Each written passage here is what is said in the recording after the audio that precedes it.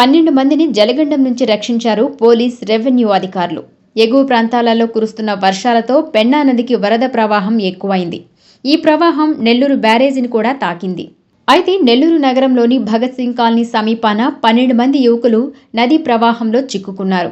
ప్రవాహం పెరగడంతో ఎటు వెళ్లలేని పరిస్థితులలో రక్షించండి అంటూ ఆర్తనాదాలు చేశారు. సెల్ ఫోన్ లైట్లను చూపిస్తూ కాపాడండి అంటూ వేడుకోగా గమనించిన స్థానిక కార్పొరేటర్ ఉన్నతాధికారులకు సమాచారం అందించారు. దీంతో సంఘటనా స్థలానికి చేరుకున్న రెస్క్యూ టీం అతి కష్టం మీద 5 మందిని సురక్షితంగా బయటకు తీసుకువచ్చారు. మిగిలిన వారి కోసం ఎన్డీఆర్ఎఫ్ బృందాలు రంగంలోకి దిగి ఒడ్డుకు చేర్చాయి. 2వ పట్టణ సీఐ వేణుగోపాల్ రెడ్డి సైతం నిచ్చెన వేసుకుని నదిలోకి దిగి ఎన్డీఆర్ఎఫ్ బృందంతో కలిసి మరికొంతమందిని రక్షించారు.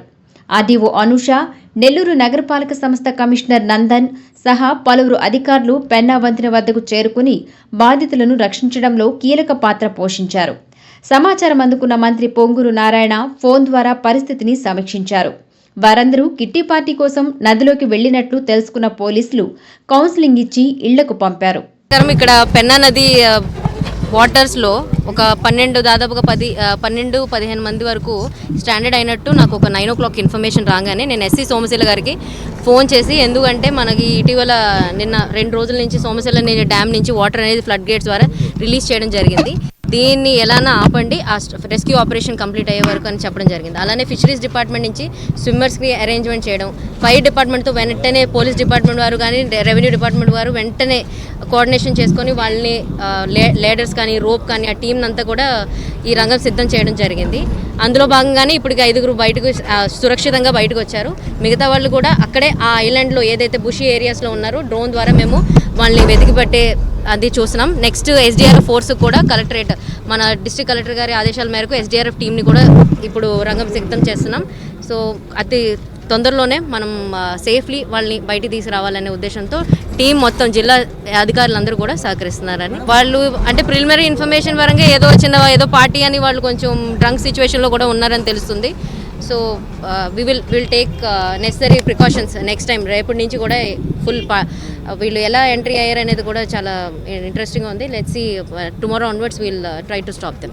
అన్నీ వేశారండి. మేజర్గా మనకి నెల్లూరు డివిజన్లో మనకి ఇప్పుడు మన పెన్నా బ్రిడ్జ్ నుంచి మీరు చూస్తే సంఘం వరకు నా మండలాలే ఎక్కువ ఉన్నాయి. నేను స్వయంగా అన్ని తహసీల్దార్స్కి వీధిన టామ్ అట్లనే ఒక రేడియో మెకానిజం ద్వారా మైక్ అనౌన్స్మెంట్ ద్వారా కూడా చేయించడం జరిగింది. అంతా కూడా సురక్షితంగానే ఉంది. వీళ్ళు ఎప్పుడైతే ఈవినింగ్ ఇలా కొంచెం డ్రంక్ సిచ్యువేషన్లో ఉన్నారో వీళ్ళు చేశారు, ఎక్సెప్షన్గా చేశారు. సో అందరూ ఏం లేదు, అందరూ అప్రమత్తంగానే బాగానే ఉన్నారు. This is only first and last situation. ఎప్పుడు కంట్రోల్ రూమ్కి ఇక్కడ పెన్నా నది రివర్ బెడ్లో సుమారు ఒక 15 నుంచి 17 మంది ఫ్లడ్ వాటర్లో వాళ్ళు ఇరుక్కుపోయారని చెప్పి మాకు సమాచారం అందింది. మమ్మల్ని కాపాడండి అని చెప్పి కాలర్ నుంచి ఫోన్ వస్తే ఇమీడియట్గా కంట్రోల్ రూమ్ వాళ్ళు మా 2 డోన్ ఇన్స్పెక్టర్ నవాపేట సిఐ గారికి ఫోన్ చేశారు. ఇమీడియట్గా మా సీనియర్ ఆఫీసర్స్కి, అలానే ఎస్పీ గారికి, అలానే డిస్ట్రిక్ట్ రెవెన్యూ డిపార్ట్మెంటు అధికారులందరూ కూడా తెలియపరిచాము.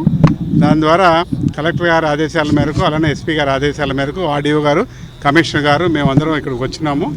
డిస్ట్రిక్ట్ ఫైర్ ఆఫీసర్ గారి ఆధ్వర్యంలో రెస్క్యూ టీమ్స్, అలానే మా స్పెషల్ పార్టీ టౌన్ ఇన్స్పెక్టర్స్ అందరూ కలిసి రివర్ బెడ్లో సెర్చ్ చేస్తుంటే 9 మంది మనకి దొరికారు. మిగిలిన 7 పీపుల్ ఉన్నారని చెప్పి చెప్తున్నారు. వీళ్ళ ద్వారా దొరికిన వాళ్ళ ద్వారా కొంతమంది నేమ్స్ తెలిసినాయి.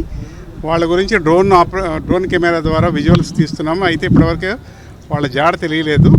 బహుశా రివర్ వాటర్లోంచి ఏమైనా బయటకు వెళ్ళారా, లేదంటే ఎక్కడైనా ఈ రివర్ బెడ్లో ఐలాండ్ ఉన్న ప్రదేశంలో ఎక్కడైనా చెట్లలో మాటుగా ఉన్నారో తెలియదు.